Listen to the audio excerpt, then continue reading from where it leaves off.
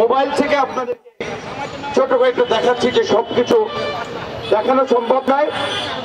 মানে এই আগুনের জন্য শেখ হাসিনা, আমি আপনাদেরকে সাক্ষী রেখে বলছি, আজকের এই তরুণ প্রজন্ম গণ অধিকার পরিষদের নেতৃবৃন্দ যদি বেঁচে থাকে, এই দিনাজপুরের এই বাড়িঘরে অগ্নিসংযোগের দায়ে অগ্নিসংযোগের নির্দেশদাতা শেখ হাসিনার বিরুদ্ধে মামলা করতে হবে, গ্রেপ্তার করতে হবে। কারণ এই উচ্ছৃঙ্খলতার দিকে নেতা কর্মীদের উস্কে দিয়েছেন শেখ হাসিনা।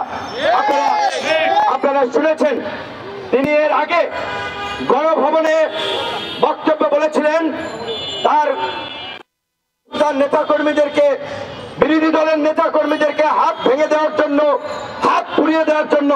কাজে আজকে শেখ হাসিনার নির্দেশে আজকে বিরোধী দলের বাসা বাড়িতে নেতা কর্মীরা অগ্নিসংযোগ শুরু করেছে। আমরা একটা কথা বলতে চাই, আপনারা 5 বাড়িতে আগুন দিবেন, আপনাদের 3 বাড়িতে আগুন জ্বলবে। কাজে আগুনের খেলা যদি আপনারা না থামান, এই আগুনে আপনাদেরকে পড়তে হবে। আজকে তেজগাঁও এই যে মোহনগঞ্জের ট্রেনে যে অগ্নিকাণ্ড ঘটলো, এই অগ্নিকাণ্ড কারা ঘটিয়েছে আজকে ইতিমধ্যেই সচেতন মানুষের কাছে পরিষ্কার হয়েছে। শেখ হাসিনার একজন বিশেষ সহকারী ছিলেন, তিনি সেই ভয়ে বিস্তারিত বলেছেন কিভাবে শেখ হাসিনা তার নেতা কর্মীদেরকে লাশ ফেলার নির্দেশ দিতেন, আন্দোলন চাঙ্গা করার জন্য মানুষ পুরানোর নির্দেশ দিতেন।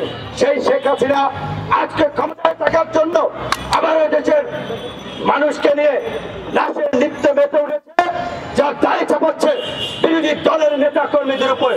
আমি পরিষ্কার ভাবে বলতে চাই, পুলিশের ঊর্ধ্বতন যে সমস্ত কর্মকর্তারা ঢাকা মেডিকেলে গিয়ে বলেছিলেন যে এটা হরতাল অবরোধকারীরাই বলেছিল, দায়িত্বশীল পদে থেকে তদন্ত ছাড়া আপনি কিভাবে এই কথা সাথে সাথে বলে দিলেন যে হরতাল অবরোধ আন্দোলনকারীরাই এই কথা বলেছে? তার কানে পানি যাচ্ছে না। তার ক্ষমতা চাই, দেশ কল্যাণ যাক, মানুষ কল্যাণ যাক, দেশে দুর্ভিক্ষ হোক, তার ক্ষমতা চাই। এক ব্যক্তির কারণে আজকে এই দেশে এই দুর্ভিক্ষ হতে পারে না, এই দেশ ধ্বংসের দিকে যেতে পারে না। এই দেশ 18 কোটি মানুষের, আমাদের অস্তিত্বের লড়াই, মুক্তির লড়াই, এই লড়াইকে সফল করার জন্য ঢাকার বাইরে পাড়া মহল্লায় আমাদের যে গণতান্ত্রিক শান্তিপূর্ণ সংগ্রাম চলছে, সেই সংগ্রামকে অব্যাহত রাখতে হবে, এর বিকল্প নাই। আগামী আজকে থেকে 3 দিন এই অসহযোগের পক্ষে, নিরপেক্ষ সরকারের অধীনে অবাধ সুষ্ঠু নির্বাচনের পক্ষে আমাদের গণসংযোগ পথসভা চলবে। সর্বাত্মক অবরোধ সারা দেশে পালন করার জন্য এখন থেকে আপনারা প্রস্তুতি গ্রহণ করুন। অবরোধ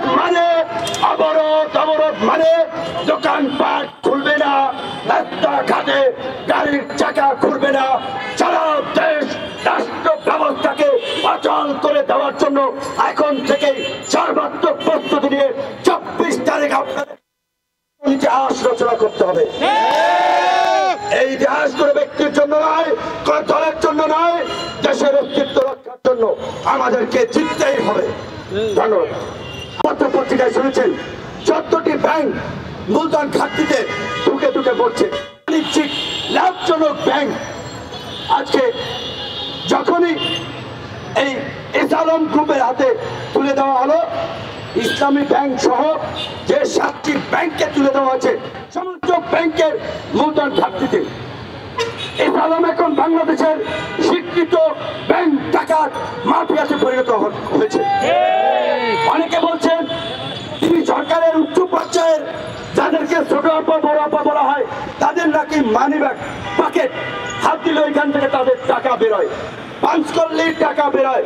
যে কারণে এসালমের বিরুদ্ধে পত্রিকায় এত নিউজ হওয়ার পরেও হাইকোর্ট তার একটা রিটের শুনানি করতে পারে না, সে একেবারে জানুয়ারি ঠেকিয়ে দেয়। আর হাইকোর্ট আমাদের মতো পাবলিককে ডাকে, বক্তব্য নাকি আদালত অবমাননা হয়েছে। আরে মেয়েরা, এত নীতি নৈতিকতা মূল্যবোধ যদি বাংলাদেশের ইতিহাসে প্রধান বিচারপতিকে ওই 2-4 জন গোয়েন্দা সংস্থার লোকেরা চর থাপ্পড় দিয়ে অপমান অপদস্থ করে প্লেনে উঠিয়ে দেশটাকে বাধ্য করেছিল, তখন তোমাদের হাইকোর্ট সুপ্রিম কোর্ট কোথায় ছিল? কোথায় ছিল তোমাদের আদালত অবমাননার ব্যাখ্যা করার নোটিশ? সেগুলো দেখো নাই। আজকে বিরোধী দলের নেতা কর্মীদেরকে সাজা দেওয়ার জন্য এই ক্যাঙ্গারু কোর্টকে ব্যবহার করা হচ্ছে। যেই কারণে বিরোধী দল বলেছে এই ক্যাঙ্গারু কোর্টে কোন হাজিরা বিরোধী দলের নেতা কর্মীরা দেবে না।